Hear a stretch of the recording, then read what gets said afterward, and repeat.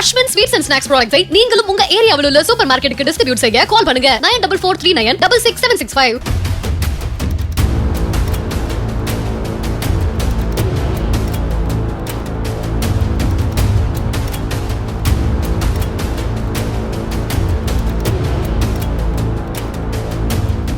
பள்ளி முதல்வர் அவரது மாணவர்களாலேயே 27 முறை கத்தியால் குத்தப்பட்டு கொடூரமாக கொலை செய்யப்பட்ட சம்பவம் தெலுங்கானா மாநிலத்தில் பெரும் பரபரப்பை ஏற்படுத்தியிருக்கிறது. அதுவும் குரங்கு தொப்பி கையுறையுடன் வீட்டிற்குள் நுழைந்த சிறுவர்கள் இவ்வளவு கொடூரமாக கொலை செய்தது ஏன், தடயங்களை மறைத்தும் போலீசாரிடம் சிக்கியது எப்படி என்பது குறித்து விவரிக்கிறது இந்த கிரைம் செய்தி தொகுப்பு.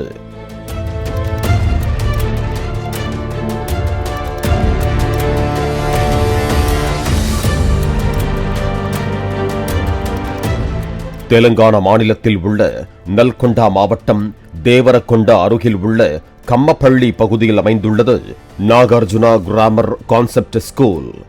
இந்த பள்ளியின் முதல்வர் ரூபா ரெட்டி ஜேபி காலனி பகுதியில் தனது கணவர் ராஜேந்திர ரெட்டியுடன் வசித்து வந்தார். ஆகஸ்ட் 11ஆம் தேதி அலுவலக பணி தொடர்பாக கணவர் ராஜேந்திர ரெட்டி ஹைதராபாத்துக்கு சென்றிருந்த போது ரூபா ரெட்டி தனது வீட்டில் மிக கொடூரமாக படுகொலை செய்யப்பட்டு கிடந்தார். மாவட்ட காவல் கண்காணிப்பாளர் சரத்சந்திர பவார் சுமார் 40 பேரை கொண்ட 5 தனிப்படைகளை அமைத்து விசாரணைக்கு உத்தரவிட்டார்.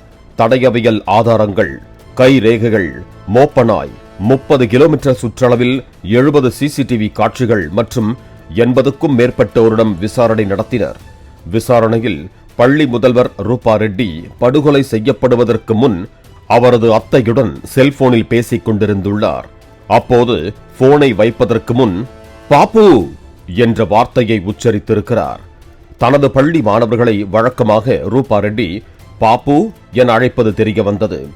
பள்ளி முதல்வரின் படுகொலையை தொடர்ந்து 6 நாட்கள் பள்ளி மூடப்பட்டிருந்தது. பள்ளி மீண்டும் திறக்கப்பட்டதும் மாணவர்களிடம் விசாரணையை தொடங்கினர். அந்த பள்ளியில் 10ஆம் வகுப்பு படிக்கும் 16 வயது கொண்ட 2 மாணவர்களிடம் விசாரித்த போதுதான் திடுக்கிடும் படுகொலை பின்னணி வெளிச்சத்திற்கு வந்தது. அவர்கள் மறைத்து வைத்திருந்த 1.5 லட்சம் ரூபாய் பணம் கண்டுபிடிக்கப்பட்டது. அதில் 3 500 ரூபாய் நோட்டுகளில் இரத்தக்கரை இருந்ததும் தெரிய வந்தது. மேலும் விசாரித்த போதுதான் அது தங்களது முதல்வர் ரூபா ரெட்டியின் வீட்டில் திருடப்பட்டது என உண்மையை ஒப்புக்கொண்டனர். மேலும் திருடிய பணத்தில் 60,000 ரூபாய்க்கு ஐபோன் வாங்கியதும் மீதி பணத்தை செலவு செய்ததும் தெரிய வந்துள்ளது. கடந்த மாதம் விடுதியில் செல்போன் மற்றும் கணக்கில் வராத பணம் வைத்திருந்ததாக முதல்வர் ரூபா ரெட்டி கண்டுபிடித்து ஏது இந்த பணம் என்றெல்லாம் கேட்டு அந்த 2 மாணவர்களையும் கண்டித்ததாக கூறப்படுகிறது. இதனால் முதல்வர் ரூபா ரெட்டியை பழிவாங்க முடிவெடுத்த 2 மாணவர்கள் 1 வாரமாக அவரது வீட்டை சுற்றி நோட்டமிட்டிருக்கிறார்கள். மாட்டிக்கொள்ளக் கூடாது என்பதற்காக சிவப்பு நிற தொப்பி, கத்தி, கையுறைகளை வாங்கியதும் கண்டுபிடிக்கப்பட்டுள்ளது. 2 மாணவர்களில் ஒருவர் காவல் காக்க, மற்றொருவர் திறந்திருந்த சமையலறை வழியாக வீட்டிற்குள் நுழைந்து முதல்வர் ரூபா ரெட்டியை கத்தியால் கொடூரமாக தாக்கியுள்ளார். பின்னர் இருவரும் சேர்ந்து வீட்டில் உள்ள 2.5 லட்சம் ரூபாய் பணத்தை கொள்ளையடித்துக் கொண்டு தப்பித்தது தெரிய வந்துள்ளது.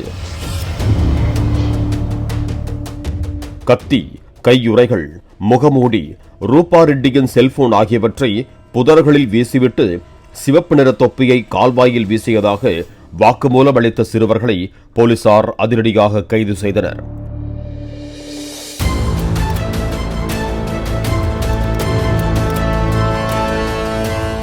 மேலும் இதுபோன்ற கொடூர குற்றங்களை செய்யும் சிறுவர்கள் சிறை தண்டனையில் இருந்து தப்பிக்க முடியாது. 18 வயதுக்குட்பட்ட சிறுவர்கள் என்பதால் கூர்நோக்கு இல்லத்தில் அடைக்கப்பட்டாலும் 18 வயது கடந்ததும் பெரியவர்களுக்கான சிறையில் அடைக்கப்படுவார்கள் எனவும் போலீசார் எச்சரித்திருக்கிறார்கள். அஸ்வின் ஸ்வீட்ஸ் அண்ட் ஸ்நாக்ஸ் ப்ராடக்ட்ஸை நீங்களும் உங்க ஏரியாவில் உள்ள சூப்பர் மார்க்கெட்டுக்கு டிஸ்ட்ரிபியூட் செய்ய கால் பண்ணுங்க 9443966765.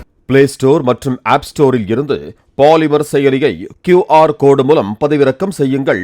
செய்திகளை உடனுக்குடன் பெறுங்கள்.